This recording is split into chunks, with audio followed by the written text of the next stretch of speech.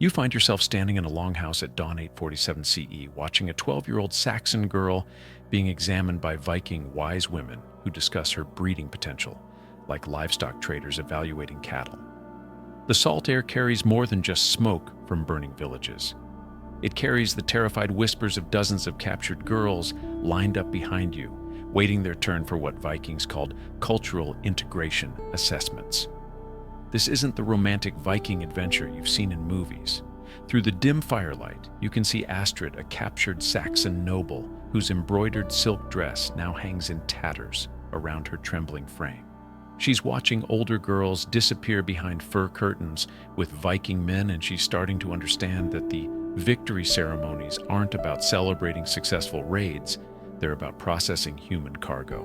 When she asks in broken Latin when she'll see her mother again, a bearded warrior laughs and explains in simple words that she's going to learn to be a very good girl for her new Norse family.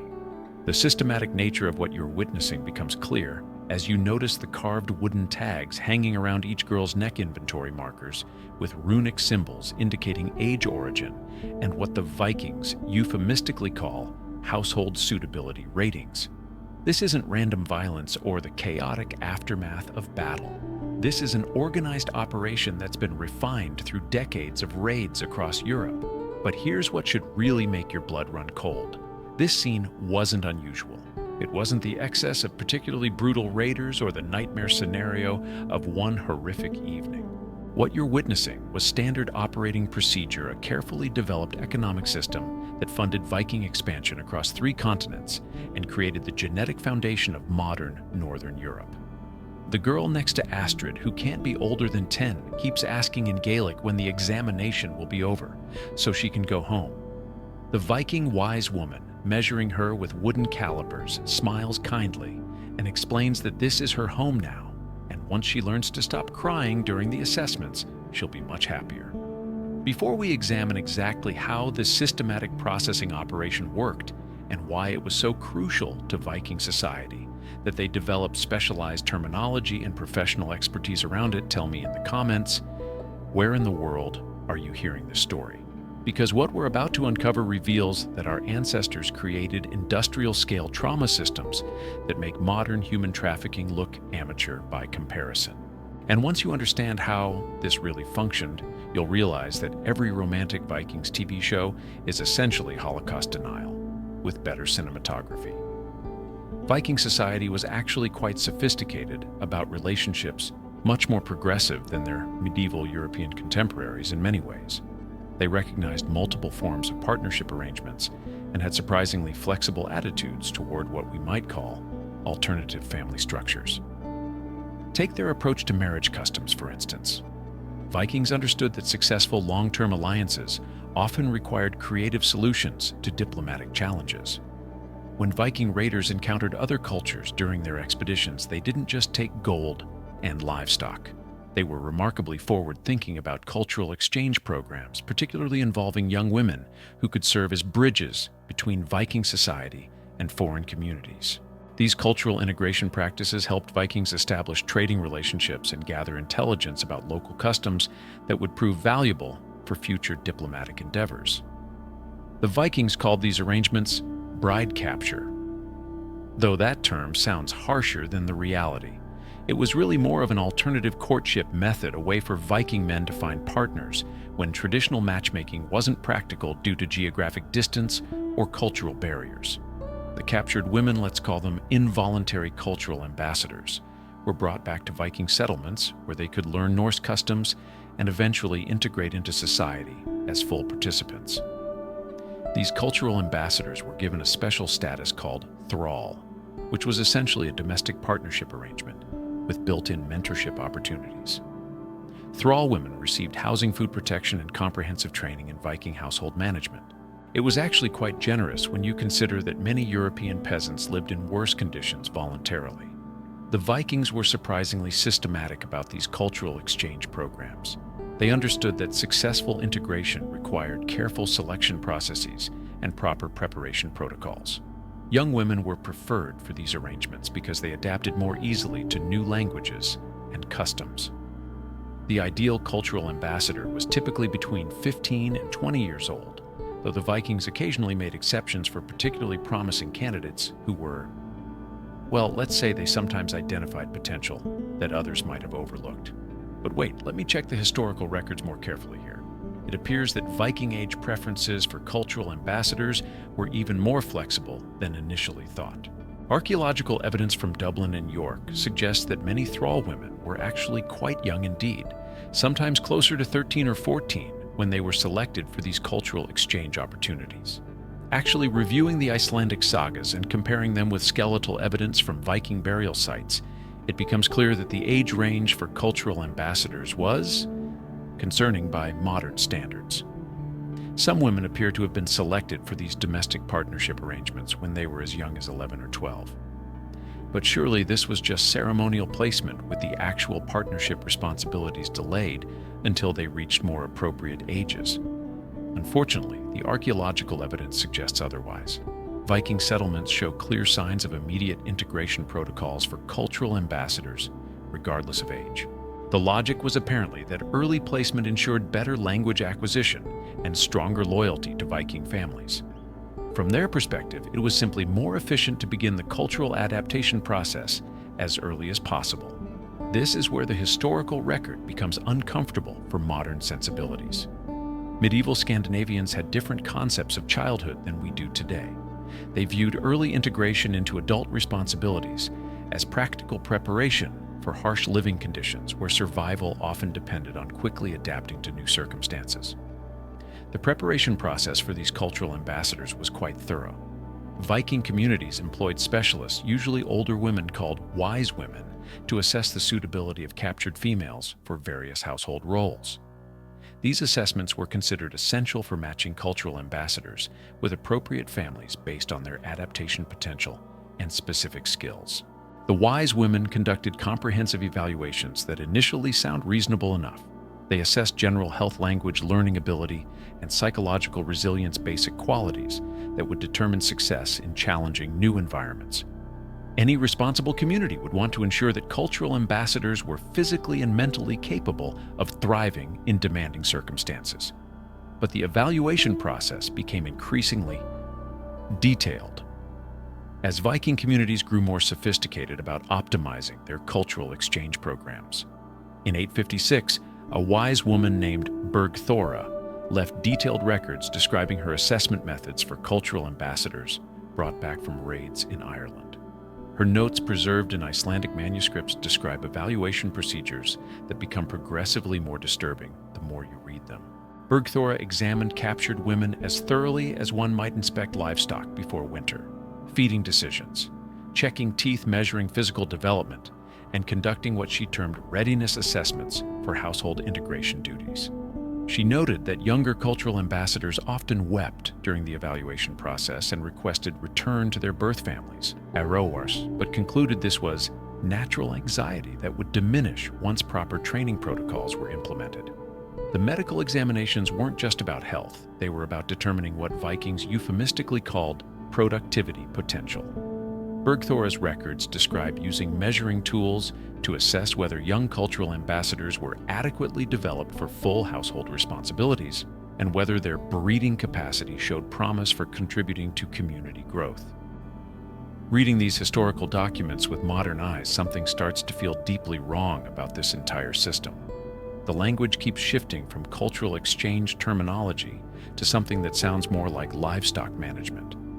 The young women being assessed seem less like cultural ambassadors and more like commodities being evaluated for purchase, and the ages in the historical record are getting younger. The more documents you examine from different Viking settlements, the more you realize that these cultural exchange programs routinely involve girls who could barely speak their own languages, let alone learn Norse customs. We have Vikings conducting organized raids specifically to capture girls as young as 11 for cultural exchange programs. We have systematic medical examinations by wise women to assess their productivity potential and breeding capacity. We have detailed evaluation protocols for determining which children could be immediately integrated into full household responsibilities.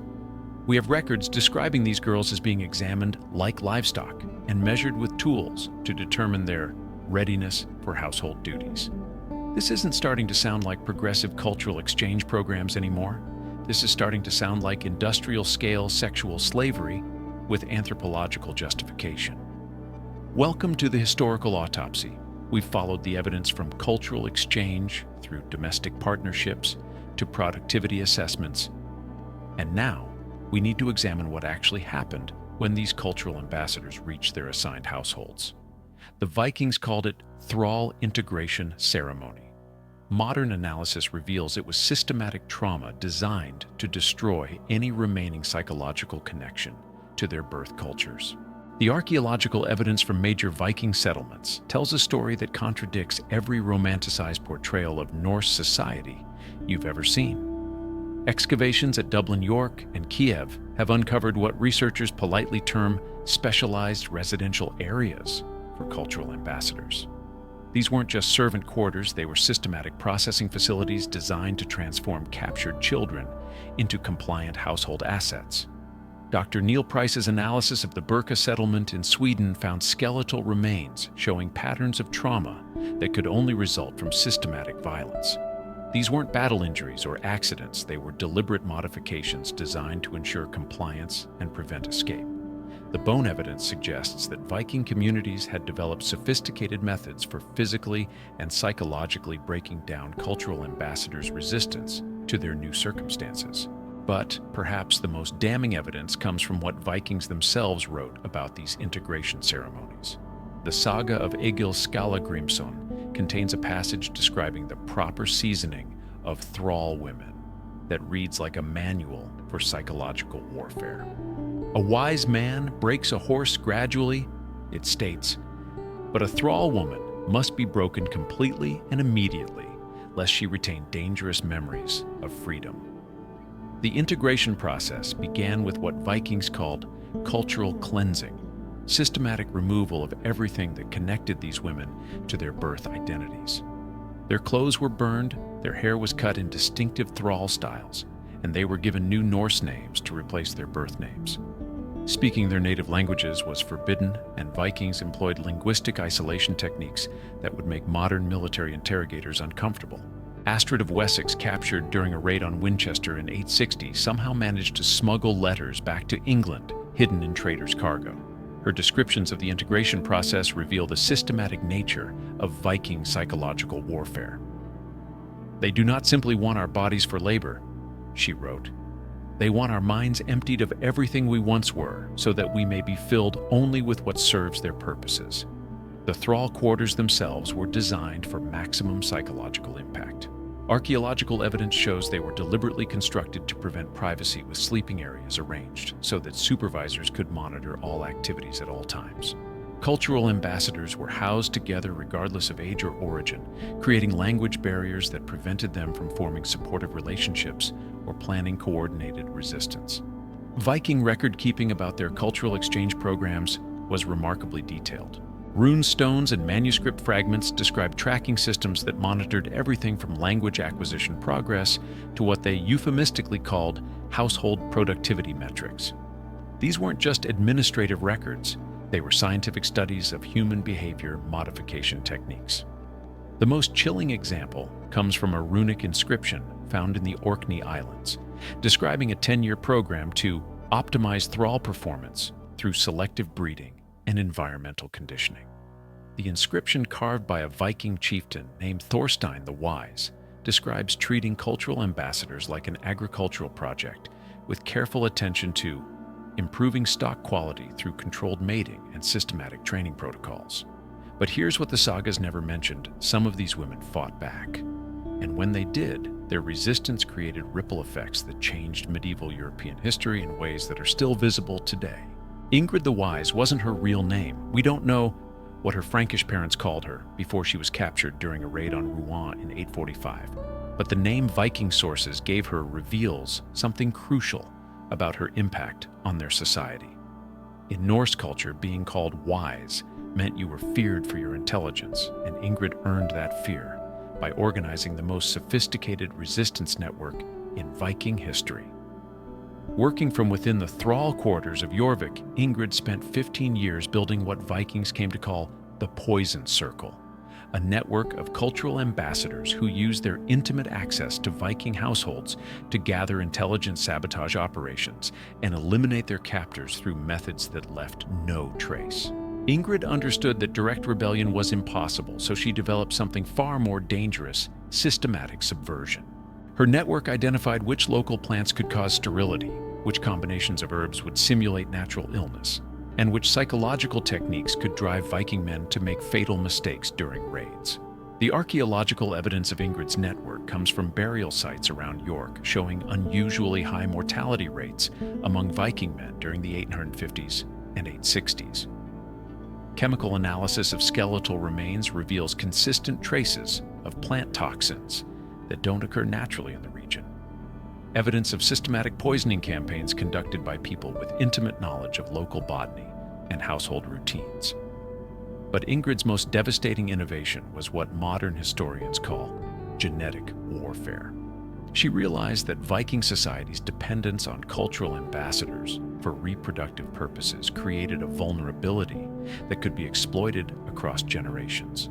By coordinating which Viking men would father children and which wouldn't, her network began systematically weakening the genetic diversity and leadership quality of Viking communities. The scarred women of Jorvik represent the physical evidence of organized resistance that Vikings tried desperately to suppress. Archaeological excavations have found dozens of female skeletons bearing distinctive scar patterns that appear to be intentional markings rather than random injuries. Dr. Marianne Hem Eriksson's analysis suggests these scars were identification markers used by resistance networks to recognize allies and coordinate activities. These weren't random acts of individual rebellion, they were coordinated military operations conducted by an underground army of cultural ambassadors who had learned to weaponize their captivity. The scar patterns show evidence of medical knowledge that could only have been acquired through systematic study, suggesting that the resistance networks included captured healers and wise women who shared their knowledge with younger members. The most remarkable discovery comes from isotope analysis of teeth found in mass graves around Dublin. The chemical signatures reveal that many supposed Viking remains actually belonged to people born in England. France and Ireland evidence that successful resistance members eventually infiltrated Viking society so completely that they became indistinguishable from their former captors. By the late 9th century, Viking sources begin describing what they called the curse of the foreign wives, a belief that cultural ambassadors were somehow causing the decline of traditional Viking culture. Saga literature from this period shows increasing paranoia about thrall women, with elaborate rituals designed to detect and prevent sabotage. But the damage was already done. The cultural ambassadors had learned that the most effective resistance wasn't escape, it was conversion. By becoming indispensable to Viking households while secretly maintaining loyalty to each other, they had created a situation where Viking society became dependent on the very people it was trying to control. The genetic legacy of this conflict is still visible in modern Scandinavian populations. DNA analysis shows that medieval Scandinavian gene pools were dramatically altered by an influx of foreign genetic material during the Viking Age. Evidence that cultural ambassadors didn't just survive their captivity, they eventually became the majority population in many Viking communities. The consequences of Viking sexual slavery rippled through medieval European history in ways that are still shaping our world today. The children born from systematic rape didn't just disappear into historical obscurity, they became kings, queens, and cultural leaders who carried both the trauma and the resistance strategies of their mothers into the next generation. Take Cnut the Great, who ruled England, Denmark, and Norway in the early 11th century. His mother, Elfgefu of Northampton, was almost certainly a cultural ambassador whose Saxon heritage gave Cnut crucial legitimacy when he invaded England. But Elfgefu wasn't just a passive victim, she was a political strategist who understood that her son's mixed heritage could be weaponized to unite Saxon and Danish populations under unified rule. Cnut's surprisingly effective governance of England reflected political wisdom that could only have come from someone who understood both Saxon and Viking perspectives on power. His mother's experience as a cultural ambassador gave him insights into cross-cultural management that purely Viking rulers lacked. In essence, the sexual slavery system had accidentally created leaders who were better at governing diverse populations than their supposedly superior Viking fathers. The genetic impact extends far beyond royal bloodlines. Modern DNA studies reveal that virtually every person of Northern European descent carries genetic markers from the Viking cultural exchange programs. You're not just reading about historical events, you're reading about your own ancestors, people whose survival strategies and resistance techniques are literally written in your genetic code. But the most profound legacy was psychological rather than genetic. The children of cultural ambassadors grew up watching their mothers navigate between survival and resistance, learning that power could be both brutal and fragile. These children became the merchant princes, military leaders, and political innovators who transformed medieval Europe from a collection of warring tribes into the foundation of modern civilization. The Hanseatic League, which dominated Northern European trade for centuries, was founded and led by families whose wealth traced back to Viking-era cultural exchange programs. These merchants understood international relationships in ways that purely local rulers couldn't match because their mothers had taught them that survival often required adapting to foreign customs while secretly maintaining alternative loyalties. Medieval women's rights in Scandinavia, which were unusually progressive compared to the rest of Europe, weren't the result of enlightened Viking attitudes toward gender equality. They were concessions extracted by generations of cultural ambassadors who had learned to demand legal protections through coordinated political pressure. When you control reproduction and household management, you eventually acquire the leverage to negotiate better terms for yourself and your daughters. The Protestant Reformation in Northern Europe also carries the fingerprints of this legacy. The region's readiness to break with Roman Catholic authority reflected cultural patterns established during the Viking Age, when local communities had learned to resist distant imperial control through religious and cultural innovation. Lutheran emphasis on individual religious authority mirrors the survival strategies developed by cultural ambassadors who had learned to maintain spiritual independence while appearing to conform to imposed cultural expectations. Perhaps most importantly, the cultural exchange programs accidentally created the intellectual foundations for modern concepts of human rights and international law. The children and grandchildren of cultural ambassadors became medieval scholars, legal theorists, and political philosophers who understood that systematic oppression was both morally wrong and strategically self-defeating. Universities in medieval Scandinavia produced some of Europe's earliest critiques of slavery and systematic violence, not because Vikings were naturally enlightened, but because the descendants of cultural ambassadors had inherited both the trauma and the analytical tools needed to understand why these systems inevitably destroyed the societies that created them. The most chilling realization is that variations of the Viking cultural exchange system persisted well into the modern era.